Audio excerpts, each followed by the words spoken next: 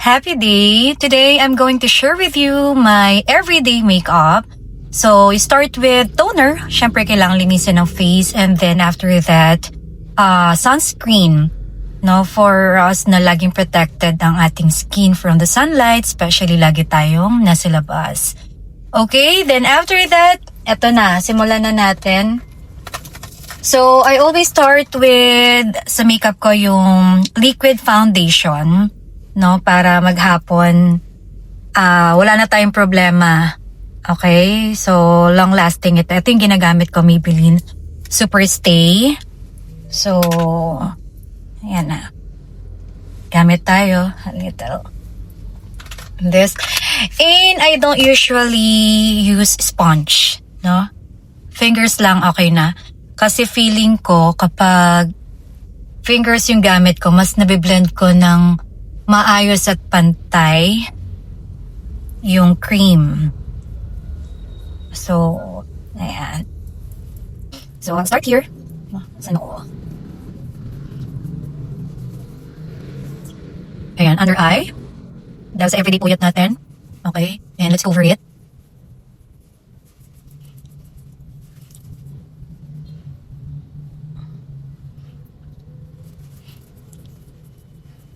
So, sponge is okay sa mga sanay. Ako sanay talaga ako sa gamit lang yung fingers ko when I apply the liquid foundation. Even the concealer. So, fingers lang kasi mas mabilis. No? Sa morning lagi tayo nagmamadali. Ayan, yung mga excess, lagay natin sa leg para naman hindi lang mukha natin ng maputi. Antay ang kulay natin hanggang leg. Ayan. Okay. So, okay, and then after that, concealer for the under eye. Nasaan na siya? Ayan. Ito yung gamit kong concealer. Ayan, Nature Republic. So, again, sabi ko nga sa fingers lang din ang gamit ko. And a little amount only. Kasi, creamy na rin talaga ang concealer na to. So, kahit ganito siya kaliit, ang tagal ko siyang nagagamit. Okay, under eye.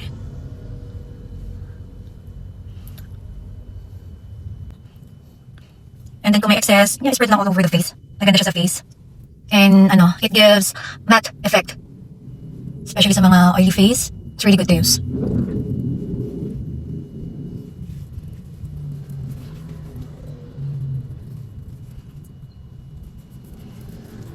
Ayan, access natin para pantay. Hindi namumulang yung puti sa under eye natin.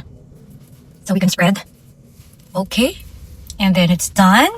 So that's the base na ginagawa natin for our daily makeup or everyday makeup.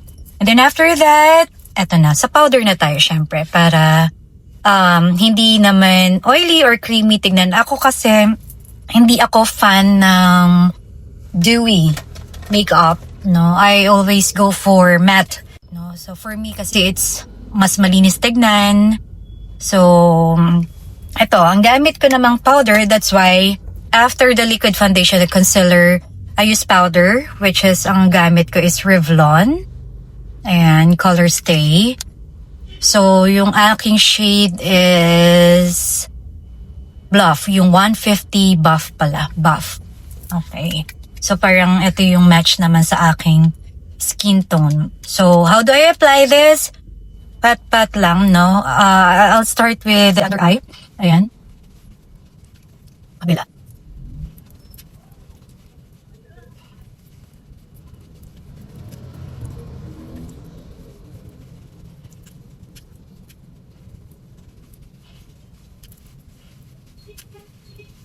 Okay. And that's it. And of course, huwag natin kalimutan ang ating neck para laging pantay ang ating kulay. Okay, that's it. Okay, and now, syempre hindi mawawala ang, okay, kilay. Yan na yung sunod nating gagawin. So, yun yung routine ko sa makeup, no? So, all over the face. And then, after that is yung pangkilay. What I'm using right now is from Revlon din, no? Color Stay Brow Fantasy. So, ayan siya. Medyo maliwanag lang kasi. Ayan. So, here, it's actually a pencil. Pencil yung gamit natin para mas mabilis. Yung everyday makeup ko actually laging mabilisan. Okay. Hindi ako sanay mag-mirror sa cellphone, so I'm using this. So here, paano ko siya ginagawa? First, naglalagay ako ng outline kung ano yung shape ng kilay ko. So, ilaline ko siya.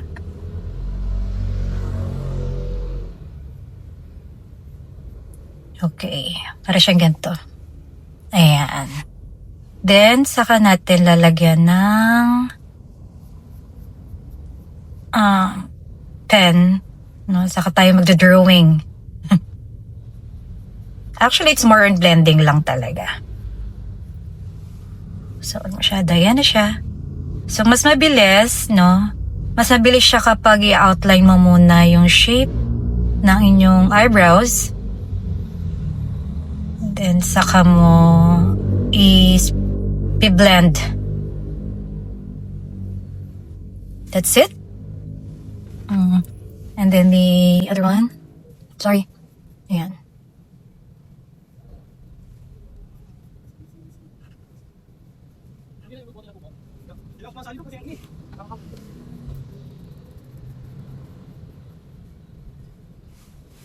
Okay, tiisin lang natin.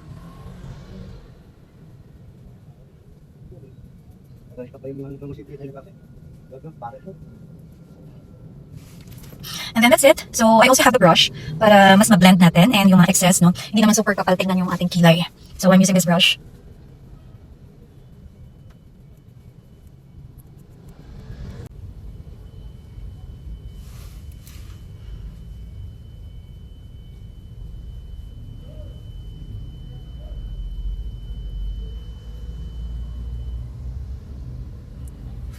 Yan, especially here, medyo nilalighten ko, no?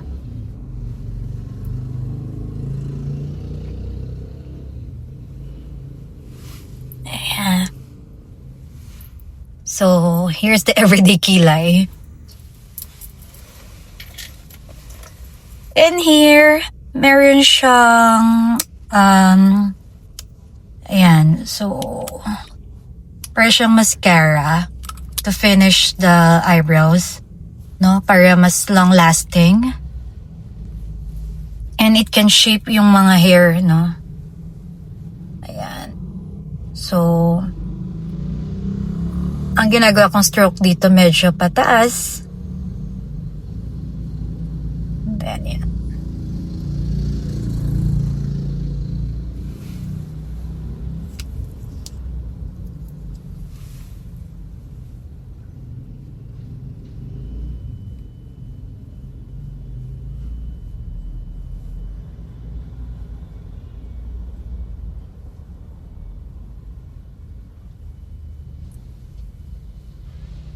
Ako naman, I don't usually go for kung ano yung mga trending na makeup or what. Ang sa akin, kung tingin ko ano yung bagay sa face ko, yun lang. And kung ano yung usual na gamit ko na makeup, yun lang din. Hindi ako masyadong nagpapalit ng mga brands, no? Because face is very sensitive, so baka mamaya may magamit tayong hindi hiyang. So, paano na, diba? So, ito yung mga usual na makeups na gamit ko. Okay? And then, next, no, after kong magawa yung kilay, so, ang next na ginagawa ko na agad is eyeshadow. And I also use Nature Republic. Ayan. So, Pro Touch Blusher Palette. Actually, ano siya? Talaga. Blusher. Pero, ginagamit ko to for eyeshadow, no? Kasi light lang, no? Good for everyday or everyday makeup na hindi ganun ka heavy tignan, pero magbibigay ng a little color on your face para buhay. So, eto, una kong nilalagay is this one. No, medyo shimmering siya. So, nilalagay ko siya all over, no, here. Ayan lang, to give shimmer lang sa ating... Yan. And the other one.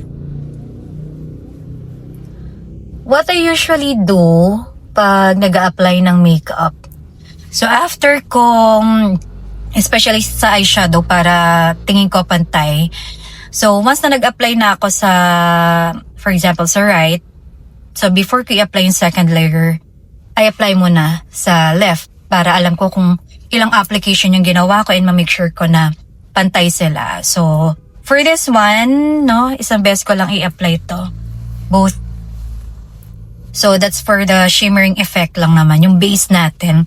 And then after that, okay, palit tayo ng brush. So actually, ang ginagawa ko, for example, today, ito yung gagamitin ko. Next day, ito. So para hindi lang pare-pareho. Every day, pero light lang naman yung effect niya. So anong gagamitin natin today? So, I'll go for this one, yung nasa baba. A little lighter compared to this. Okay, so ano yung unahin natin? Ang tip ko lang dito, I usually go for sa pinaka-base ko is always the natural color. So, next, ito, yung pinaka-light. So, ayun naman yung gagawin kong... So, yes, tatlong patong ang gagawin natin. Pero light lang naman sila. So here, kung kanina is sa buong part, no? Ito yung kalahati lang. Okay. So, two applications yung ginawa ko.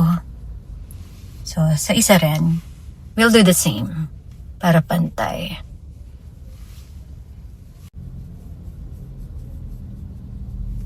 Okay. Applications na tayo. And then, after that, of course, doon ulit tayo sa sunod na shade. This one.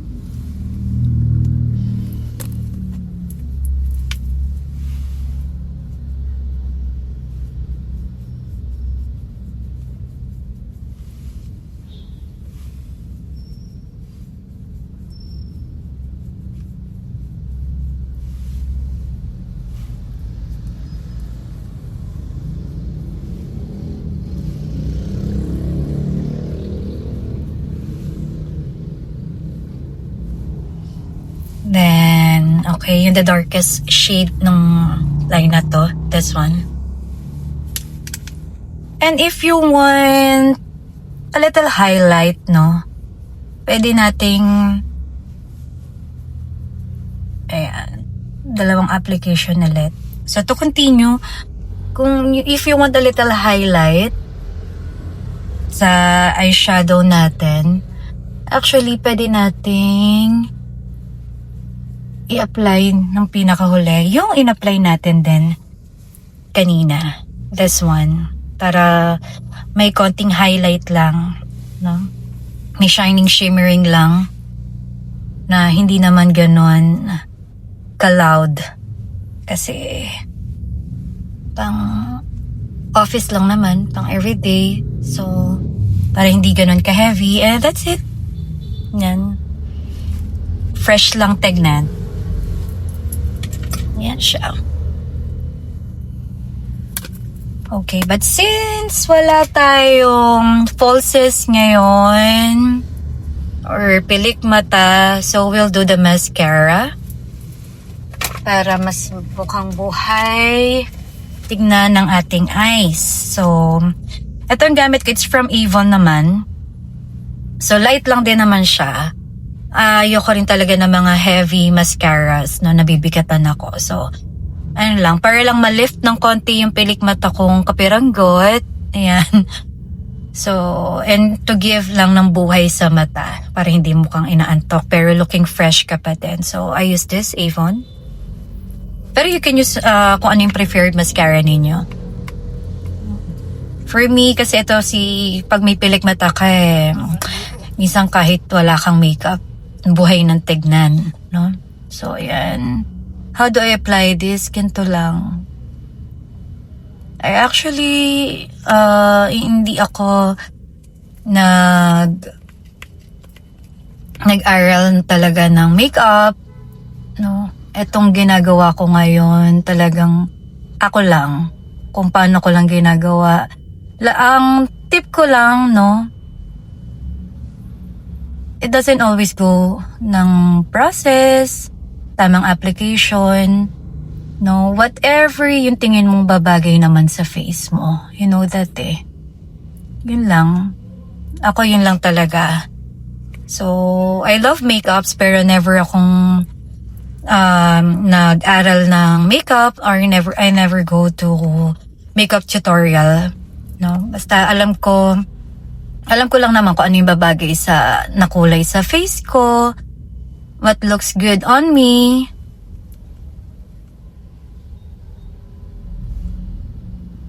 So, ayan siya.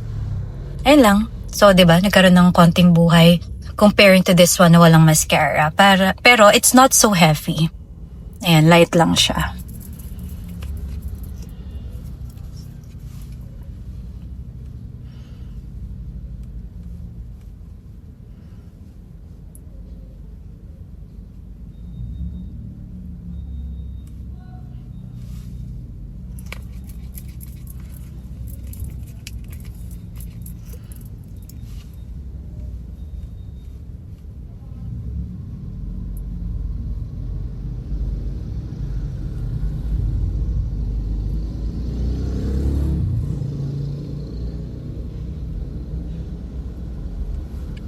And that's it. So, malinis lang tignan. And then after that, yes, lagi akong nag-eyeliner. I love eyeliner. I don't know, kasi parang, ayun nga, nagbibigay ng buhay sa eyes. Kasi everyday, syempre, maharap tayo sa customers. So, ayoko naming parang laging, alam mo, parang inaantok yung itsura. With my eyes kasi, parang ang tamlay tignan ng eyes ko pag walang nakalagay na eyeliners or mascara. So, kailangan kong buhayin yung mata ko using mascara or falsies. No, nagpapakabit ako ng eyelashes. Then, I apply eyeliner. So, sobrang liit na niya. Actually, hindi ko na nga maalala anong brand nito. Pero I think it's Maybelline. No, so, ang liit na niya. Kasi ginagamit ko lang talaga siya sa here. As eyeliner lang talaga. So, konti lang naman yung application sa eyelid natin. Ayan. So, yun lang. Ayan. So, tip ko lang, no, for the eyeliner. So, siguro, from here, ito yung unahin natin. Ito yung medyo mas makapal yung application natin. Then, pababa. Parang isang guhit na lang. Para mas magandang tignan, mas maganda yung shape. Hindi na kasi uso ngayon. Then talaga, and I think it looks better, no, yung ganitong klase ng stroke sa eyeliner natin na mas makapal here and then dito light na lang. So, ayan.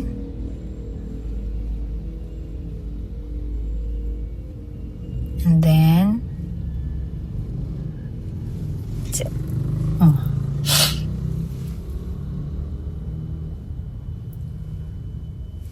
Ayan na siya.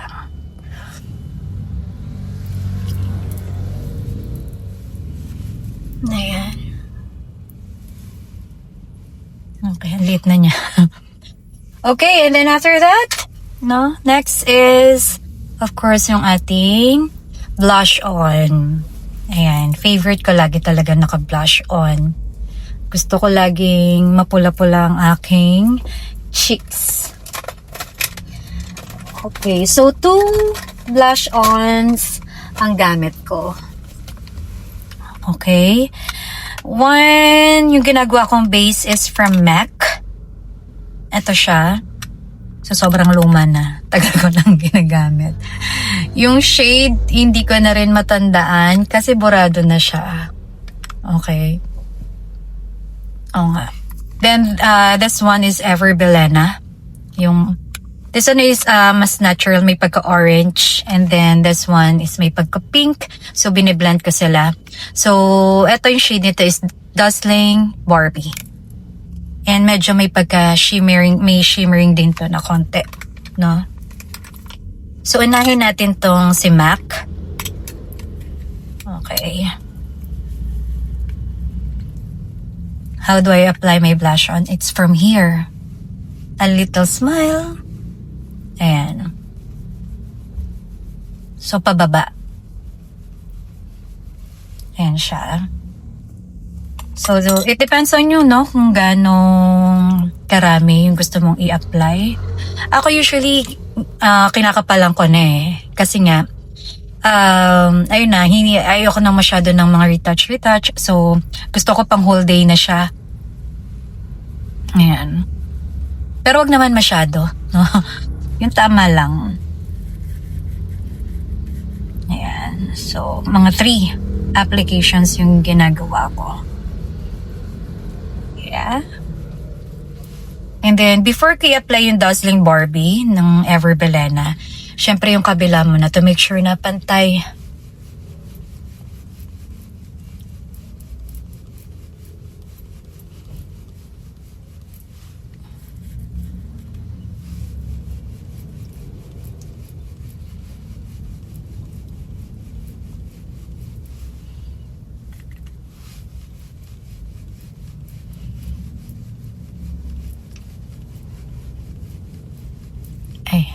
Oh, by the way, hindi rin pala ako nagko-contour. So, yan lang siya. So, sa nose, no, gagawin ko, kung ano yung excess dito sa ating in-apply, ayan, litan ko lang ng konti. Ayan lang siya. Para lang magbigay ng konting shape sa ating nose.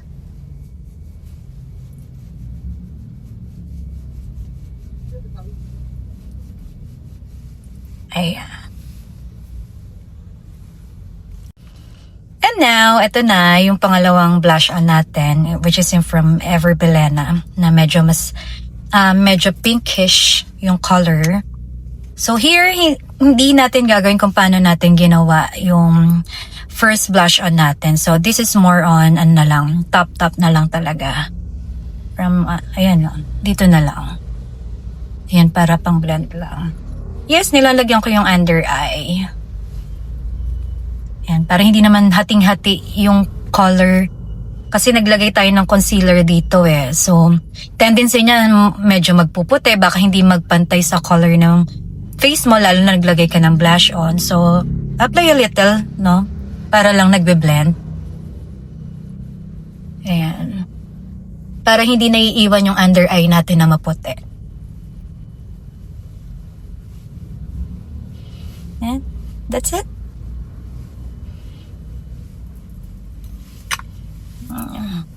Ito na yung blush on natin. Ayan, pang ano na yan, pang maghapon na yan. Swear. Okay.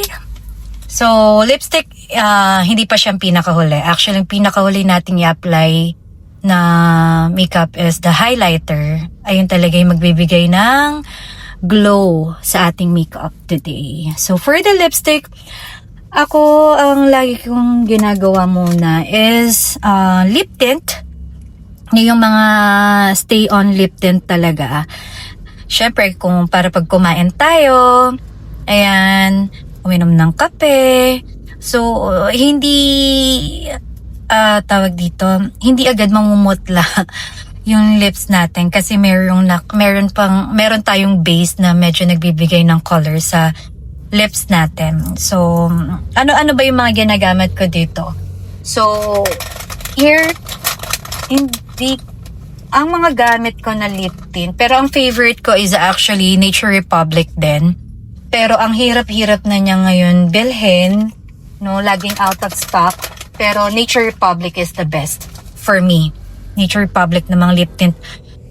Water lip tint ng Nature Republic, talaga nag-i-stay siya. So, after mo na lipstick ka, so kung si lipstick mo hindi yung color stay, so nawawala. Pero yung lip tint mo, nag-stay siya. So, hindi ka pa rin mamumutlang tignan. So, here, yung dala ko ngayon, actually ito, Focal Year, nabili ko lang to sa Lazada.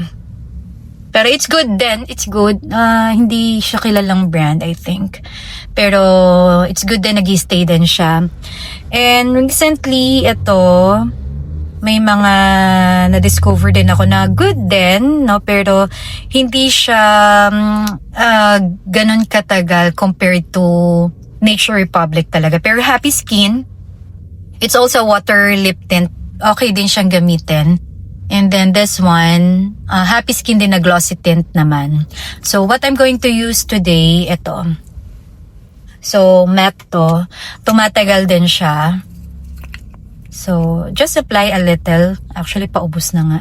Ayan.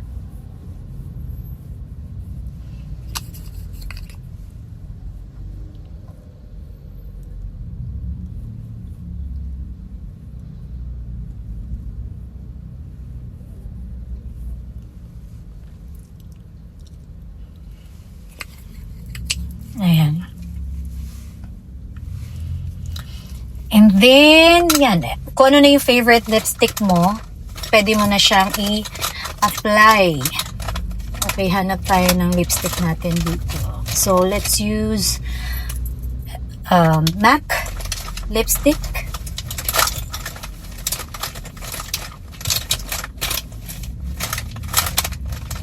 So, here. So, hindi siya color stay, pero since naka-lip tint din naman tayo, hindi naman tayo mamumutla later after we have breakfast. So, how do I apply my lipstick? So, first, dito, talagang sinishape ko siya. Medyo usi tayo. Pababa. And then,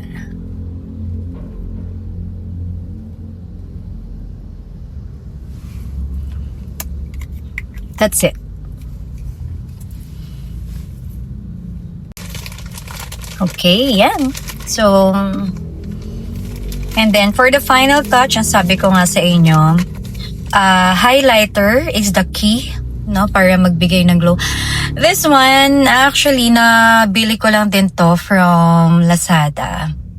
Hindi ko na rin matandaan anong brand siya. Pero, ayan, any highlighter is okay. Ito lang yung gamit ko sa ngayon. Ito lang yung dala ko sa ngayon. So, saan ko siya nilalagay?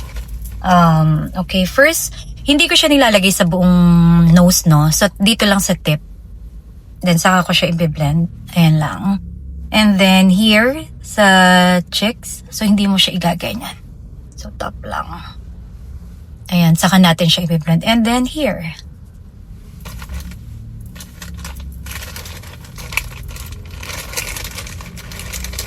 And saka natin i-blend ang ating highlight. So, here. Yan lang.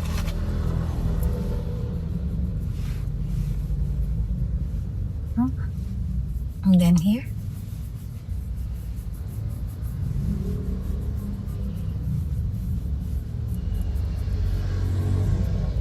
Sabi ko nga, I don't go for the dewy makeup. Pero gusto ko may pagka shining, shimmering ang ating face na hindi mukhang oily. So, I still go for matte makeup with a little highlight and shining, shimmering para fresh tignan, no? Okay lang yung mga excess na yan. And, yeah, that's it. This is our daily makeup. Ayan. And then, ano yung ginagawa ko sa hair ko? So, pag sinipag, plancha lang. If not, ipit lang. Ayan. But anyway, yan. Ito na ang final result ng ating ginawang makeup tutorial today. Here, the other side. Yes. Ayan siya. So, for me, ang ganitong klase ng makeup, it looks fresh, long-lasting, no, pang everyday talaga. Not so heavy, fresh-looking makeup lang din, no, and that gives a little color on your face para buhay, very happy tignan ng face natin, and very fresh tignan yung face natin. Gustong-gusto ko lang din talaga yung fresh-looking makeup. No? So, yeah, this is it. Soft glam, fresh looking makeup. So, thank you for watching.